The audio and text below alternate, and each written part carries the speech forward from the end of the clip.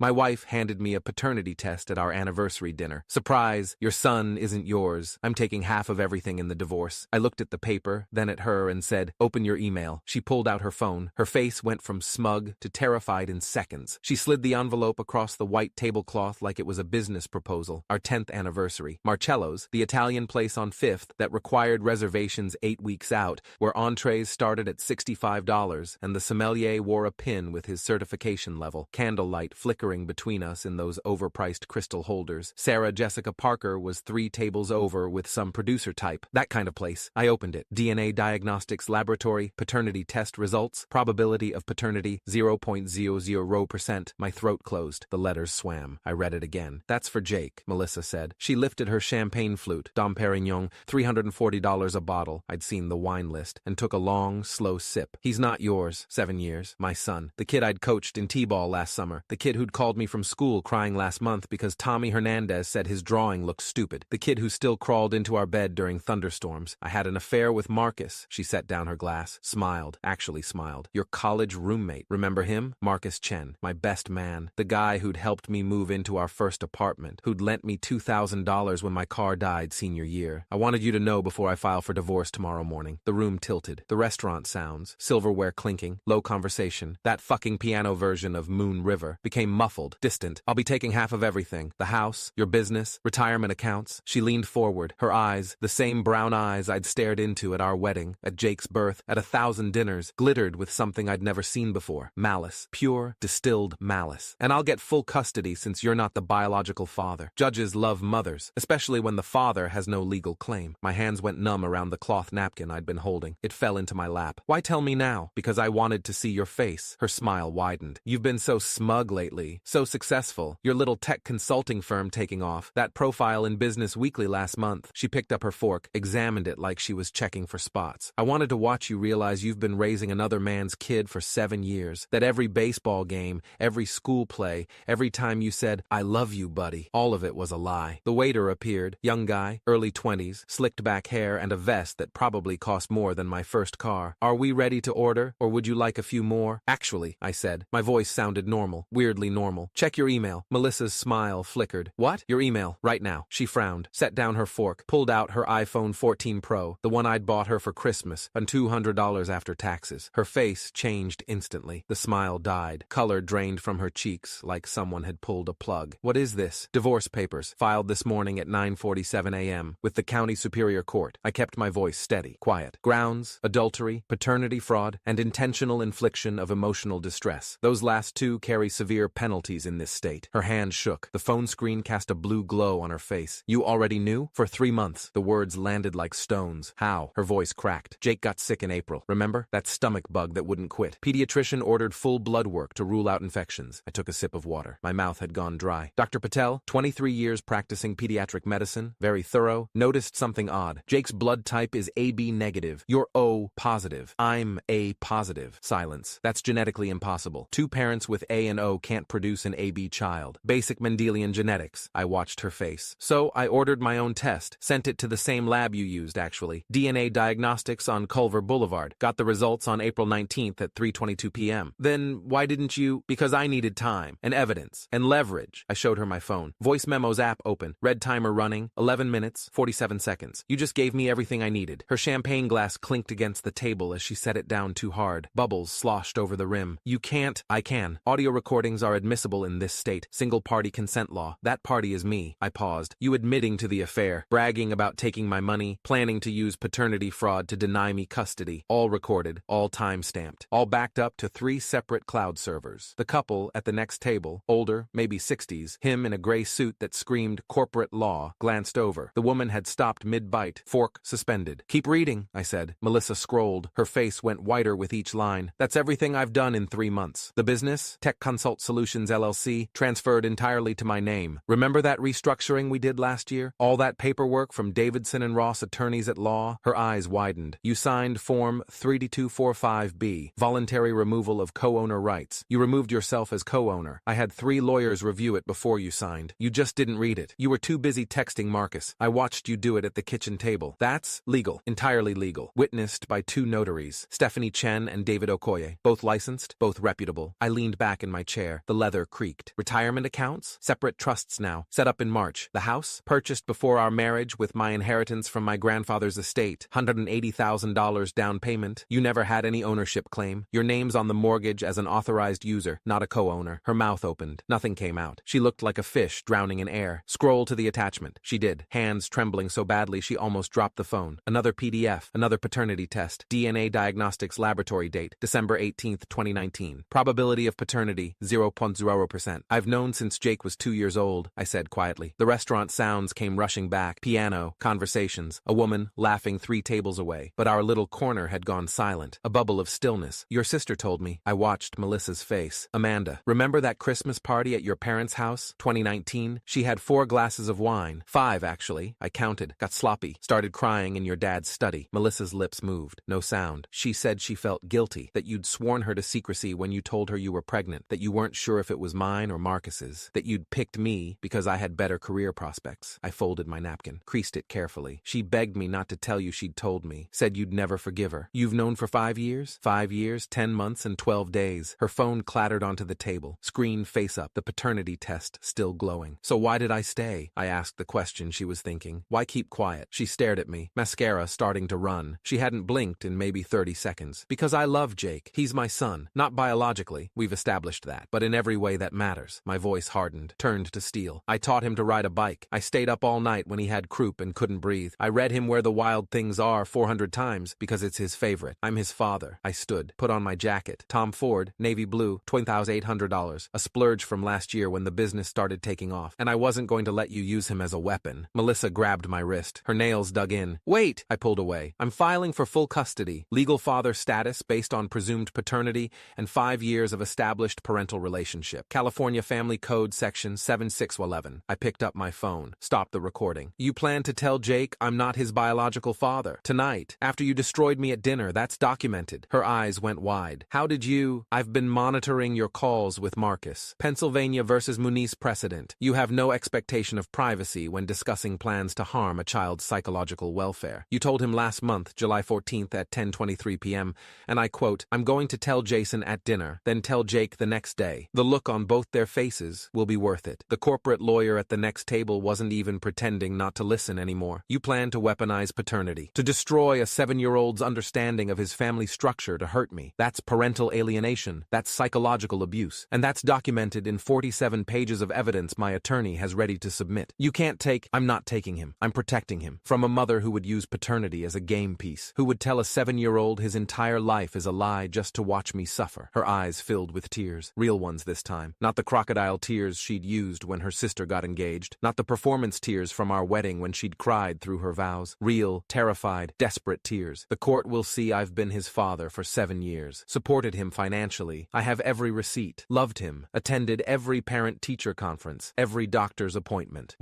I paused. While you planned to destroy him to hurt me, I dropped $300 bills on the table, enough for the champagne, the water, the appetizer she'd ordered but hadn't touched, and a tip. Oh, Marcus got copies too. I almost forgot. Including the part where you told him, and I'm reading from the transcript here, once I get Jason's money, I'm leaving your ass too. You're just a placeholder until the divorce settles. She started crying, really crying now, shoulders shaking, mascara rivers down her face. How could you do what? Exactly what you tried to do to me? I leaned down, voice low enough only she could hear, low enough that the corporate lawyer had to strain. You wanted to see my face when I realized I'd been tricked. When my world fell apart, people were staring now. The waiter stood frozen by the kitchen doors. Sarah Jessica Parker had turned around. But you're the one who got played. For 3 months, you thought you had this brilliant plan. You were so smug, texting Marcus about how stupid I was, how easy this would be. I straightened, while I planned every detail, every document, every recording, every conversation with attorneys. 3 of them. I walked toward the exit, past the piano player who'd stopped playing, past the sommelier holding a bottle of red he'd been about to open, past the maitre d' who looked like he was calculating how much to comp the surrounding tables. Wait! Her voice cracked, broke. We can work this out. I stopped, turned. She was standing now. The red dress I'd bought her last month, Valentino, $3,200, her birthday present, suddenly looked cheap under the restaurant lights, like a costume, like she was playing dress-up in someone else's life. You handed me a paternity test on our 10th anniversary. I let the words sit. You bragged about destroying me, about taking everything I've built. You gloated about your victory. The entire restaurant had gone quiet. Even the kitchen sounds had stopped. You should have made sure you'd actually won before you started celebrating. I turned and walked out. out. Behind me, I heard her sob. A raw, choking sound that might have broken my heart 6 months ago, 4 months ago, 3 months ago when I'd first confirmed what Amanda had told me. Now it sounded like justice. The valet brought my car around. Tesla Model S, midnight blue, the one Melissa had mocked me for buying. Such a midlife crisis car. Jason. I tipped him $20. My phone buzzed. Mitchell Rosenthal, attorney at law. Marcus just called my office. He's willing to testify. Against Melissa. Everything. I started the engine. The dashboard glowed. GPS automatically loaded home. 3 months of planning. Every conversation recorded. Every document secured. Every move calculated. She'd wanted to see my face when my world fell apart. Instead, she just watched hers collapse in a restaurant full of witnesses. I didn't go home. Couldn't. Not yet. The house, our house, my house now, according to those property documents, felt contaminated. Poisoned by 3 months of living with someone I was actively destroying. I drove to Marcus's apartment instead. Harborview Towers. Expensive. 23rd floor. He'd done well for himself. Software engineer at Google. $350K base salary. Probably another $200K in stock. The affair clearly hadn't hurt his career. I parked in the visitor lot. Sat in my car for 11 minutes. Then I got out. The building had a doorman. Young guy. Couldn't be older than 25. Can I help you? Jason Reeves to see Marcus Chen. Unit 2304. He called up. Nodded. You can go up. The elevator was all glass and chrome. I watched the city fall away beneath me. Watched the lights spread out like a circuit board. Marcus opened the door before I could knock. He looked terrible. Gray sweatpants. Threadbare Stanford t-shirt. Hair unwashed. Eyes red. You recorded her, he said. Yes. You played me. Yes. He stepped aside. Let me in. The apartment was nice. Floor-to-ceiling windows. View of the harbor. Minimalist furniture that probably cost more than most people's cars. Empty beer bottles on the coffee table. 6 of them. How long have you been here? I asked. Since she texted me an hour ago, screaming, saying you knew everything, that you'd recorded her at dinner. And I realized I'm fucked. He sank onto his couch. Leather. Modern. Probably West Elm or room and board. My lawyer, Jeff Morrison, family law specialist, 30 years experience, says if you have recordings of her discussing the affair, discussing plans to defraud you, I'm implicated. Conspiracy to commit fraud. You are. I could lose my job. You could. He looked up at me. Why are you here? Good question. Why was I here? I'd spent 3 months planning Melissa's destruction. Marcus had been collateral damage, secondary target, but standing in his apartment, looking at this broken man who'd betrayed me, slept with my wife, helped create a child I'd raised as my own. I need to know why, I said. Why what? Why you did it. You were my best friend for 8 years, college roommate, best man at my wedding. You held Jake when he was 2 days old and you cried because you said he was perfect. My voice stayed flat, controlled. Why? Marcus stared at his hands. It just happened. No, things don't just happen. People make choices. You made a choice. Silence. The refrigerator hummed. A car alarm went off somewhere below. She came to me, he said finally. 6 months after you got married. Said you were already distant, working too much, that she'd made a mistake marrying you. So you fucked her. Not then. I said no. Told her to work it out. He picked at a loose thread on his sweatpants. She came back 3 months later. New Year's Eve party at Dave's place. Remember? I remembered. I'd left early. Emergency call from a client. Left Melissa there with our friends. We were both drunk. She kissed me. I kissed back. We went to her car. He looked up. I know that's not an excuse. I'm just telling you what happened. And then it became an affair. For 2 years. On and off. Mostly at my place. Sometimes hotels when you were traveling for work. My jaw ached. I'd been clenching it without realizing. When did she get pregnant? August 2017. She told me it might be mine. Said she couldn't be sure. That you two were still having sex even though things were bad. He laughed. Bitter. Hollow. She said she'd figure it out after the baby was born. Do a test. Decide what to do. But she never did. No. She picked you. Said you had better stability. Better prospects. That I was fun, but not father material. His voice turned acid. She kept sleeping with me though. On and off. Whenever you pissed her off or worked late or didn't give her enough attention. I should have felt something. Rage. Betrayal. Pain. I felt nothing. Just cold calculation. Your lawyer told you to testify against her. I said. Yes. Will you? He looked at me. Really looked at me. She used both of us. You know that, right? We were both just tools. Things she manipulated to get what she wanted. Answer the question. Yes. He picked up his phone. Showed me the screen. Email to Mitchell Rosenthal. Time-stamped 47 minutes ago. I already sent everything to your attorney. Every text message, every email, photos, hotel receipts, everything. Why? Because she told me she loved me. For 7 years, she said we'd be together eventually. That she was just waiting for the right time. That you were the mistake. His voice cracked. Then tonight she texted me saying I was just a placeholder. That she was using me to hurt you. And once she got your money, she'd be done with both of us. He threw his phone. It hit the wall. Didn't break. Just clattered to the floor. So yeah, I'll testify. I'll tell them everything. Because she destroyed me too. I stood. Walked to the window. The harbor stretched out below. Boats with tiny lights. The bridge in the distance. Mitchell will be in touch, I said. Jason. I turned. I'm sorry. I know that doesn't fix anything. I know you probably want to kill me, but I am sorry. Tears now. Actual tears. Jake deserved better than both of us. Jake deserved better than all 3 of us, I said. But he got me, and I'm not going anywhere. I left. 3 days later, Mitchell Mitchell's office, Monday morning, 8:15 a.m. Marcus's testimony is devastating, Mitchell said. He was 63, gray hair, wireframe glasses, suits that cost more than most people's monthly rent. 31 years practicing family law. His office walls were covered in framed certifications, diplomas, photos with judges and politicians. Combined with the recordings, the documented paternity fraud, the evidence of long-term deception. What about custody? California strongly favors established parental relationships. You've been Jake's legal father since birth. You're on the birth certificate. You've provided primary financial support, attended all medical appointments, participated actively in his life. He slid a document across the desk. This is the petition for full legal and physical custody. I read it. 23 pages, every moment documented, every t-ball game, every school play, every bedtime story, every moment that mattered. What happens to her? Best case? Limited supervised visitation, required therapy, possibly a psychological evaluation to determine if she's fit for any custody. He paused. Worst case for her? Complete termination of parental rights based on demonstrated intent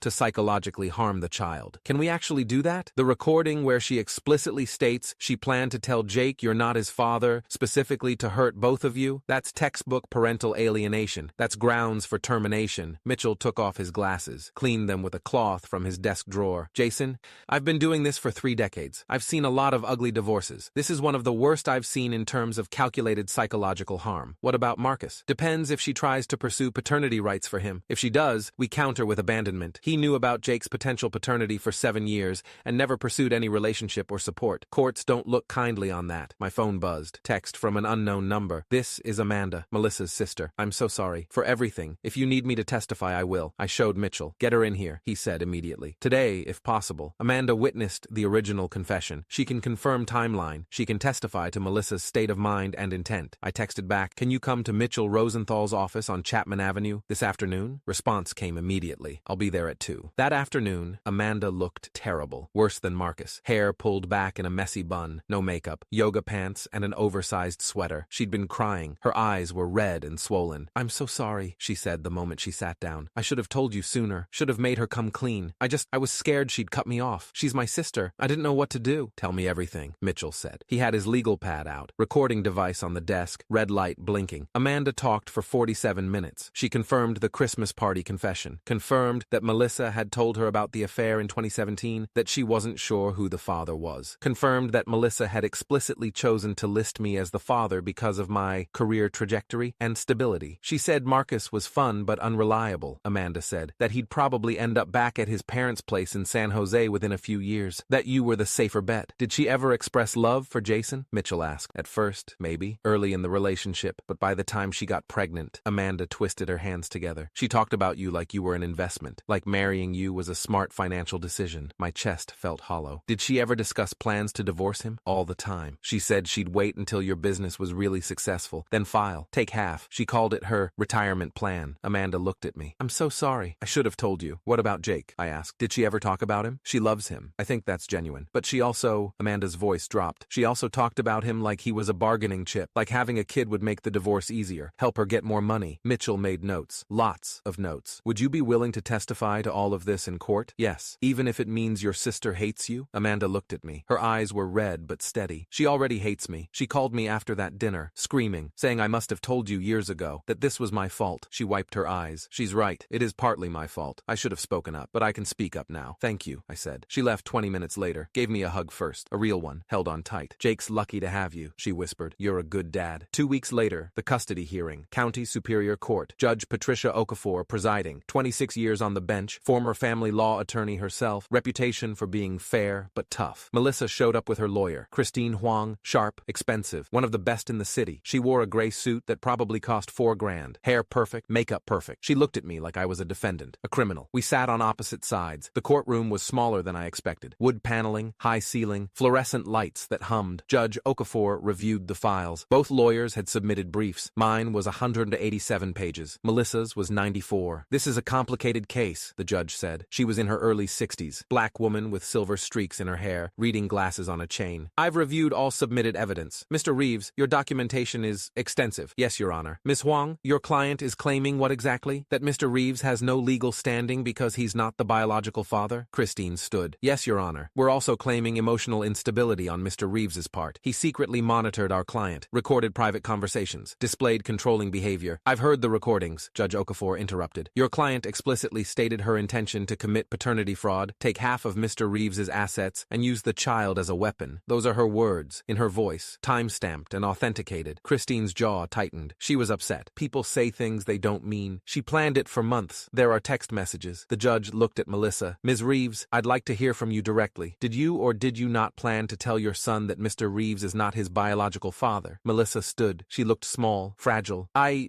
was angry. Jason had been distant. I felt trapped. Answer the question. Yes or no? Yes. But I wouldn't have actually. You told Mr. Chen you would do it the day after the dinner. That's documented. You told your sister you'd been planning this for years. That's documented. Judge Okafor removed her glasses. Ms. Reeves, do you understand that telling a 7-year-old child that his father isn't his biological parent, specifically to cause psychological harm, constitutes child abuse? Silence. Your Honor, Christine tried again. My client was in an emotionally abusive relationship. Where's the evidence? I see no police reports, no therapy records, no witnesses. What I do see is evidence that your client conducted a 7-year affair, committed paternity fraud, and planned to psychologically damage her child to hurt her spouse. The judge put her glasses back on. I also see evidence that Mr. Reeves has been an exemplary father. Every school event attended, every medical appointment, every expense paid, 7 years of documented parental involvement. She looked at me. Mr. Reeves, do you love this child? More than anything. Do you consider yourself his father? Yes, Your Honor. Does he call you dad? Yes. Does he know you're not his biological father? No, and I don't plan to tell him, not now. Maybe when he's older. Maybe never. That depends on what's best for him. Judge Okafor made notes. The courtroom was silent except for her pen scratching paper. Here's my ruling. Full legal and physical custody to Jason Reeves. Supervised visitation for Melissa Reeves, 2 hours per week, to be conducted at a neutral location with a court-appointed supervisor. Both parents required to attend family therapy. Child therapy for Jake to be initiated immediately. She looked at Melissa. Ms. Reeves, you will not discuss paternity with your son. You will not disparage Mr. Reeves in front of your son. Any violation results in immediate termination of visitation. Do you understand? Melissa was crying. Yes, Your Honor. Mr. Reeves, you're obligated to allow the supervised visitation. You will not disparage Ms. Reeves to your son. You will encourage a relationship between them, limited as it may be. Do you understand? Yes, Your Honor. This court recognizes that biology doesn't determine parenthood. Actions do. Commitment does. Love does. She signed something, handed it to the bailiff. We're adjourned. The gavel came down, sharp, final, like the crack of a gunshot. I walked out into September sunshine. Mitchell caught up with me on the courthouse steps, shook my hand. That's the best possible outcome. Yeah, go get your son. My parents were watching Jake at their place. When I pulled into the driveway 32 minutes later, I could hear him in the backyard, laughing, playing. He ran around the corner when he heard my car door close. Dad! I caught him, lifted him up, held him tight enough that he squirmed. Can't breathe, Dad. I loosened my grip, but I didn't put him down. Grandma made cookies, he said. The chocolate ones. Can I have another? Did you finish your homework? Grandpa checked it. I got them all right. Then yes. He wriggled free. Started to run back to the house. Stopped. Turned around. I love you, Dad. My throat closed. I love you too, buddy. He ran inside. My mom appeared on the porch. She didn't ask, just looked at my face and knew. Full custody? Full custody. She walked down the steps. Hugged me. You did the right thing, she said quietly. She wanted to see your face when your world fell apart. I pulled back. Looked at her. But I was never the one being played.